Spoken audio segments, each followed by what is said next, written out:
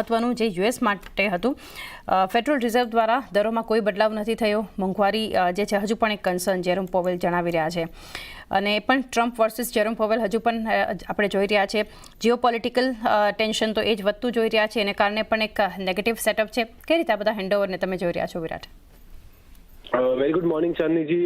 જે રીતના અત્યારે આપણે જોઈ રહ્યા છે કે જીઓપોલિટિકલ ટેન્શન આપણને વધતું જોવા મળી રહ્યું છે, સાથે સાથે જે રીતના ફેડ અને ટ્રમ્પ વચ્ચેનું જે ડિસ્કશન છે એ પણ આપણને થોડુંક નેગેટિવ સાઇડનું બનતું જોવા મળી રહ્યું છે, જેની સાથે સાથે આપણને એક સારું એવું કરેક્શન ઓલરેડી આપણને યુએસ માર્કેટમાં બનતું જોવા મળ્યું છે. કાલના સેશનમાં પણ આપણે જોયું હતું કે ડાઉ જોન્સમાં આપણને એક પોઝિટિવિટી આવતી જોવા મળી હતી, જ્યાં 42,500 સુધીના લેવલ્સ આપણને બનતા જોવા મળ્યા હતા. ત્યાંથી ફરીથી એક સેલિંગ પ્રેશર આપણને ક્રિએટ થતું જોવા મળ્યું. ફરીથી 20 દિવસની એક્સપેન્શન મૂવિંગ એવરેજને બ્રીચ કરીને નીચે કાઉન્ટર સ્લિપ થતું જોવા મળ્યું છે. તો પોસિબલ છે કે અહીંયાથી જે ઘટાડો છે એ એક્સટેન્ડ થતો જોવા મળી શકે છે. નીચેની સાઈડ પર 41,978 થી લઈને 41,700 સુધીના લેવલ્સ આપણને ડાઉ જોન્સમાં બનતા જોવા મળી શકે છે. વાત કરીએ નાસ્ડેકની, તો નાસ્ડેકમાં આપણને ફ્લેટિશ નોટ પર બંધ થતું જોવા મળ્યું હતું, પરંતુ ક્યાંક ને ક્યાંક અહીંયા પણ આપણે જોયું કે હાયર એન્ડથી એક સેલિંગ પ્રેશર આપણને બનતું જોવા મળ્યું હતું. સેકન્ડલી S&P 500 પણ એક નેગેટિવ નેટ પર જ આપણને ક્લોઝ થતું જોવા મળ્યું. તો મોટા આપણે જે રીતના અત્યારના જોઈ રહ્યા છે કે યુએસ માર્કેટથી આપણને એક નેગેટિવ સંકેતો બનતા જોવા મળી રહ્યા છે. સેકન્ડલી આપણે વાત કરીએ યુરોપિયન માર્કેટની, તો યુરોપિયન માર્કેટથી પણ આપણને FTSE એક positive flat to positive note પર ક્લોઝ થતું જોવા મળ્યું, જેની સામે CSE અને DAX બંને નેગેટિવ નોટ પર ક્લોઝ થતા જોવા મળ્યા હતા. હવે વાત કરીએ એશિયન માર્કેટની, તો એશિયન માર્કેટ બધા જ માર્કેટમાં આપણને એક સારું એવું સેલિંગ પ્રેશર બનતું જોવા મળી રહ્યું છે. ગિફ્ટ નિફ્ટી તરફથી પણ આપણને ફ્લેટ ટુ નેગેટિવ સંકેતો મળી રહ્યા છે. 0.5% જેટલો ઘટાડો આપણને નિકેમાં બનતો જોવા મળ્યો છે. હેન્સેંગ તાઇવાન 1%થી વધારે ઘટાડા સાથે આપણને કારોબાર કરતા જોવા મળી રહ્યા છે. તો એક સેલિંગ પ્રેશર તો ડેફિનેટલી અત્યારના ઓવરઓલ ગ્લોબલ માર્કેટમાં જ બનતું જોવા મળી રહ્યું છે. પોસિબલ છે કે જ્યાં સુધી આ જીઓપોલિટિકલ ઇવેન્ટ ક્લોઝ નથી થતી કે શાંત નથી થતી, ત્યાં સુધી આપણને આ જે પ્રેશર છે કે જે વોલેટિલિટી છે એ ઇન્ટેક્ટેડ રહેતી જોવા મળી શકે છે. કમોડિટીની પણ વાત કરીએ તો ફરીથી ક્યાંક ને ક્યાંક 76ની આસપાસ જ આપણને બ્રેન્ટ ક્રૂડનું ક્લોઝિંગ આવતું જોવા મળી રહ્યું છે, કે ત્યાં આપણને ટ્રેડ થતો જોવા મળી રહ્યો છે. ગોલ્ડમાં આપણને ઉછાળો બનતો જોવા મળી રહ્યો છે. સો આ બધી વસ્તુ ઇન્ડિકેટ કરી રહી છે કે જીઓપોલિટિકલ ટેન્શનને કારણે કોમોડિટીઝમાં આપણને એક મોમેન્ટમ બનતી જોવા મળી રહી છે. સામે અગર આપણે વાત કરીએ તો ઇક્વિટી સાઇડ પર એક પ્રેશર આપણને ક્રિએટ થતું જોવા મળી રહ્યું છે, જેને કારણે કદાચ આપણને ઇન્ડિયન માર્કેટ પણ એક નેગેટિવ નોટ પર ઓપન થતું જોવા મળે. જે રીતના આપણે ગિફ્ટ નિફ્ટીના સંકેતો જોઈ રહ્યા છે એ રીતના જોતા લાગી રહ્યું છે કે ઇન્ડિયન માર્કેટમાં પણ આપણને ફ્લેટ ટુ નેગેટિવ નોટ પર આજે માર્કેટ ઓપન થતા જોવા મળી શકે છે. ફ્લેટ ટુ નેગેટિવ નોટ પર એક શરૂઆત, અને હાલ બધા હેન્ડઓવર જે આપણે જોઈ રહ્યા છીએ કે નેગેટિવ બજાર માટે સંકેતો આપી રહ્યા છે. FIs અને DIsના ફિગર્સ જોઈએ તો FIsની ખરીદારીની શરૂઆત જોઈ રહ્યા છે, વિરાટ, હવે, કારણ કે 891 કરોડ જે છે FIs દ્વારા આપણને કેશમાં ખરીદારી જોઈ રહ્યા છીએ. DIs 1091 કરોડ બાઇંગ છે. ઇન્ડેક્સ પણ પોઝિટિવ છે.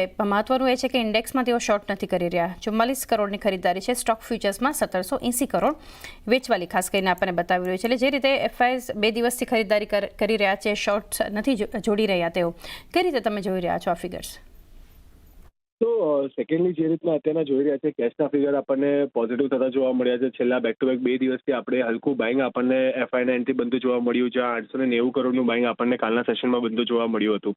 DIના એન્ડથી બાઇંગ કન્ટિન્યુઅસ આપણને બનતું જોવા મળી રહ્યું છે. લાસ્ટ એક વીકમાં અગર આપણે જોઈએ તો નિયરલી 27,514 કરોડનું બાઇંગ આપણને DIના એન્ડથી બનતું જોવા મળી રહ્યું છે, જે ઇન્ડિકેટ કરી રહ્યું છે કે ક્યાંક ને ક્યાંક જે DIનો સપોર્ટ છે એ આપણને અહીંયાથી યથાવત રહેતો જોવા મળી રહ્યો છે, જેની સામે હવે ધીરે ધીરે આપણને એક કોન્ફિડન્સ FIના એન્ડથી પણ બંધ થતું જોવા મળી રહ્યું છે. હવે કન્સર્નિંગ ફેક્ટર એ છે કે અહીંયાથી અગર જો આપણને માર્કેટમાં મોમેન્ટમ આવતી જોવા મળે તો પોસિબલ છે કે FIsના જે ફ્લો છે એ હજી અહીંયાથી આપણને વધતા જોવા મળી શકે છે. અત્યારના પણ આપણને પોઝિટિવ નોટ પર બનતા જોવા મળ્યા છે, પણ અગ્રેસિવ બાઇંગ હજી સુધી આપણને બનતું જોવા નથી મળ્યું. ડેરિવેટિવ સાઇડ પર જોઈએ તો અહીંયા પણ આપણે ઇન્ડેક્સ સ્પેસિફિક જોઈએ તો 43 કરોડની આસપાસનું સેલિંગ બાઇંગ આપણને બનતું જોવા મળ્યું છે ઇન્ડેક્સ વીવીમાં. અને ઓપ્શન્સની વાત કરીએ તો ફરીથી એ લોકો ક્યાંક ને ક્યાંક પોતાની પોઝિશન હેચ કરી રહ્યા હોય એવું દેખાઈ રહ્યું છે, જ્યાં 13,869 કરોડનું સેલિંગ એ લોકોએ ઓપ્શન સાઇડ પર કર્યું છે.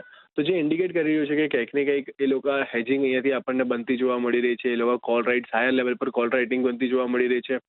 પહેલાં પણ આપણે ડિસ્કસ કર્યું હતું કે પુટ રાઇટરની પોઝિશન આપણને શિફ્ટ થતી જોવા મળી છે, જેને કારણે 24,800 એક ઇમિડિયેટ સપોર્ટની જેમ કામ કરતું જોવા મળી રહ્યું છે નિફ્ટીમાં. અને ઇન્ડેક્સ આપણે બેંક નિફ્ટીમાં જોઈએ તો બેંક નિફ્ટીમાં આપણને 55,500ની આસપાસના લેવલ્સ પાસે આપણને સારો સપોર્ટ બનતો જોવા મળ્યો હતો. સો જે રીતના અત્યારના એ લોકોનું શિફ્ટિંગ ચાલી રહ્યું છે એ રીતના જોતા લાગી રહ્યું છે કે ઈધર એ લોકો ચોપીનેસ અહીંયાથી માર્કેટમાં એક્સપેક્ટ કરી રહ્યા છે, ઈધર વેઝ એ લોકોનું ડિરેક્શન જે છે એ હજી બી કન્ફર્મેશન સાથે આપણને બનતું જોવા નથી મળ્યું.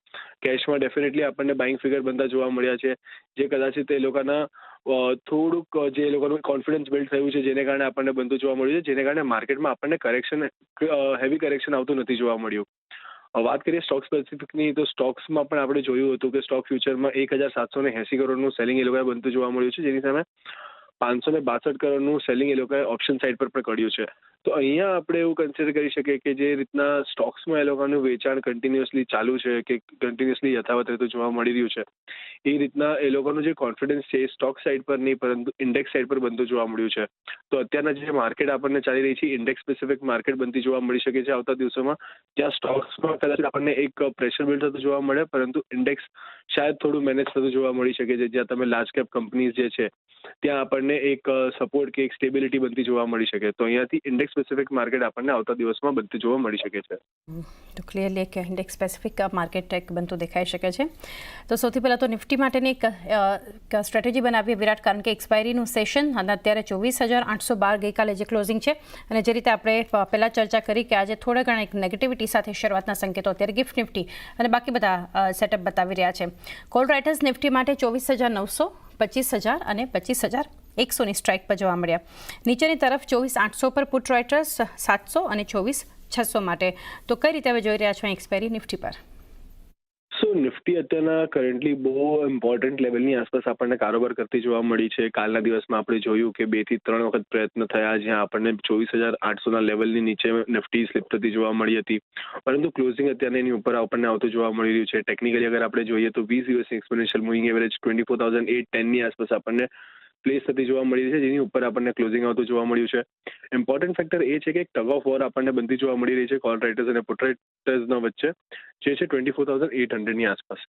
તો અહીંયા અગર આપણને ફર્સ્ટ હાફમાં 24,800નો લેવલ બ્રીચ થઈને એની નીચે સસ્ટેન થતું જોવા મળે છે તો કદાચિત આપણને એક સારી એવી કોલ રાઇટરની પોઝિશન 24,800 પાસે બનતી જોવા મળે, જેને કારણે આપણને આજના દિવસમાં આ લેવલ સરપાસ થતો થોડું ડિફિકલ્ટ બનતો જોવા મળી શકે છે. પરંતુ જો 24,800ની ઉપર આપણને કારોબાર થતો જોવા મળે છે તો કદાચિત આપણને 24,900 સુધીના લેવલ્સ આજના દિવસમાં એક્સપાયરીના દિવસમાં બનતા જોવા મળી શકે. ઓન અ કોન્ટ્રાસ્ટ સાઇડ જો 24,800ના નીચે આપણને સ્લિપ થતો જોવા મળે છે તો સારો એવો સપોર્ટ આપણને 24,700 પાસે પણ બનતો જોવા મળી શકે છે, જ્યાં આપણને એક પુટ રાઇટરની પોઝિશન પણ બનતી જોવા મળી રહી છે. તો ક્યાંક ને ક્યાંક અત્યારના મેક ઓર બ્રેક લેવલ કન્સિડર કરી શકાય 24,800ને. જો 24,800 સસ્ટેન થાય છે તો 24,900, અને જો 24,800 સસ્ટેન નથી થતું તો નીચે 24,700 સુધીના લેવલ્સ આપણને સેકન્ડ હાફમાં બનતા જોવા મળી શકે છે. તો એક વ્યૂ પૈકી જોઈ રહ્યા છે ખાસ કરીને ઓવરઓલ માર્કેટ માટે. અને નિફ્ટી પર, નિફ્ટી બેંકમાં ગઈકાલે એક મજબૂતી થોડી ઘણી 5% આસપાસની મજબૂતી સાથેનું ક્લોઝિંગ અને અત્યારે 55,828 પર ગઈકાલે જે ક્લોઝિંગ આપ્યું છે 100-125 અંક આસપાસનું. અહીંયા કોલ રાઇટર્સ 56,000ની સ્ટ્રાઇક પર, 56,200 અને 500 પર, 55,800 પર છે પુટ રાઇટર્સ, 55,500 અને 55,000ની સ્ટ્રાઇક માટે. તો કઈ રીતે હવે એક વ્યૂ છે અહીંયાથી વિરાટ નિફ્ટી બેંક પર? સો નિફ્ટી બેંક કમ્પેરેટિવલી નિફ્ટીની સામે એક સારું આઉટ પરફોર્મન્સ આપણને આપતું જોવા મળ્યું છે, જેની સામે આપણે જોઈ રહ્યા છે કે કાલે એક પોઝિટિવ નોટ પર આપણને ક્લોઝ થતું જોવા મળ્યું. 55,500નો લેવલ અહીંયા ઘણો ઇમ્પોર્ટન્ટ લેવલ કન્સિડર કરી શકાય, એક ઇમિડિયેટ સપોર્ટની જેમ કામ કરતો જોવા મળી શકે છે. ઇમિડિયેટ હર્ડલ આપણને 56,000ની આસપાસના લેવલ પાસે બનતું જોવા મળી શકે, પરંતુ જો 56,000નો લેવલ અહીંયાથી સરપાસ થાય છે અને એની ઉપર સસ્ટેન થાય છે તો ફરીથી આપણે 57,000 સુધીના લેવલ્સ રિક્લેમ થતા જોવા મળી શકે છે. તો અહીંયા ક્યાંક ને ક્યાંક પોઝિટિવ ઇમ્પેક્ટ બનતી જોવા મળી રહી છે. ચાન્સીસ છે કે એક આઉટ પરફોર્મન્સ આપણને આવતા દિવસોમાં નિફ્ટીની સામે બેંક નિફ્ટીનું બનતું જોવા મળી શકે, જ્યાં 55,500 એક ઇમ્પોર્ટન્ટ સપોર્ટની જેમ કામ કરતો જોવા મળે. જો 55,500નો લેવલ જળવાઈ રહે છે તો કદાચિત આપણે એક બાઉન્સ એક્સપેક્ટ કરી શકીએ છીએ 57,000 સુધીના લેવલ્સ માટે પણ. તો અહીંયાથી તમે નિફ્ટી માટે એક નેગેટિવ બાયસ સાથે કામ કરી શકો છો, જેની સામે અગર આપણે બેંક નિફ્ટીની વાત કરીએ તો બેંક નિફ્ટીમાં એક પોઝિટિવ બાયસ સાથે તમે કામ કરીને ચાલી શકો છો. તો સ્ટોક સ્પેસિફિક અગર મોમેન્ટમની વાત કરીએ તો કાલના દિવસમાં આપણને ઘણા બધા સ્ટોક્સ હતા જેમાં આપણને એક મોમેન્ટમ બનતી જોવા મળી હતી. એમાંથી એક સારો સ્ટોક જે છે એ અસાહી ઇન્ડિયા. અસાહી ઇન્ડિયામાં અગર આપણે જોઈએ તો એક cup and handle sort of ફોર્મેશનનું બ્રેકઆઉટ આપણને બનતું જોવા મળ્યું, જ્યાં આપણે જોયું કે એક સારા વોલ્યુમ સાથે કારોબાર થતો જોવા મળ્યો હતો. એક કન્સોલિડેશનની રેન્જનું બ્રેકઆઉટ પણ આપણને બનતું જોવા મળ્યું હતું, જ્યાં આપણે એક્સપેક્ટ કરી શકીએ છીએ કે 825 સુધીના ટાર્ગેટ આપણને ઉપરની સાઈડ પર બનતા જોવા મળી શકે અને નીચેની સાઈડ પર 743નો લેવલ એક સારા સપોર્ટની જેમ કામ કરતો જોવા મળી શકે છે. સેકન્ડ જે સ્ટોક મારા ધ્યાનમાં આવી રહ્યો છે ડિલિવરીનું કાઉન્ટર. ડિલિવરીમાં પણ આપણે જોયું કાલના દિવસમાં કે એક flag and pole sort of formation form થઈ હતી, જેનું બ્રેકઆઉટ આપણને બનતું જોવા મળ્યું. અહીંયા પણ સારા વોલ્યુમ જનરેટ થયા છે અને એક આઉટ પરફોર્મન્સ આપણને ઓવરઓલ ઇન્ડેક્સના સામે બનતું જોવા મળી રહ્યું હતું. જે મૂવિંગ એવરેજીસ છે એની પાસે સપોર્ટ લીધા બાદ ત્યાંથી જ આપણને એક બાઉન્સ આવતો જોવા મળી રહ્યો છે. તો અહીંયા પણ એક્સપેક્ટ કરીને ચાલી શકાય કે 400 સુધીના લેવલ્સ આપણને નિયર ફ્યુચરમાં બનતા જોવા મળે, જ્યાં 347નો લેવલ એક સારા સપોર્ટની જેમ કામ કરતો જોવા મળી શકે છે. તો 347ના સ્ટોપ લોસથી 400ના ટાર્ગેટ માટે ડિલિવરીના કાઉન્ટર પર પણ ધ્યાન રાખીને ચાલવાની સલાહ રહેશે. મારા તરફથી જે આપણે સવારે ડિસ્કસ કર્યા એ જ બે ટ્રેડિંગ કોલ રહેશે, અસાહી ઇન્ડિયા અને ડિલિવરીનું કાઉન્ટર. આ બંને ઉપર તમને ખાસ ધ્યાનમાં રાખીને ચાલવાની સલાહ રહેશે. બાય રિકમેન્ડેશન જે આપણે ડિસ્કસ કર્યું હતું કે અગર સ્ટોપ લોસ ની વાત કરીએ તો નીચેની તરફ 430 રૂપિયાનો જે છે સ્ટોપ લોસ રાખવાનો રહેશે અને ઉપરની તરફ જે વાત કરી કે 500-550 સુધીના લક્ષ્યાંક આવી શકે છે.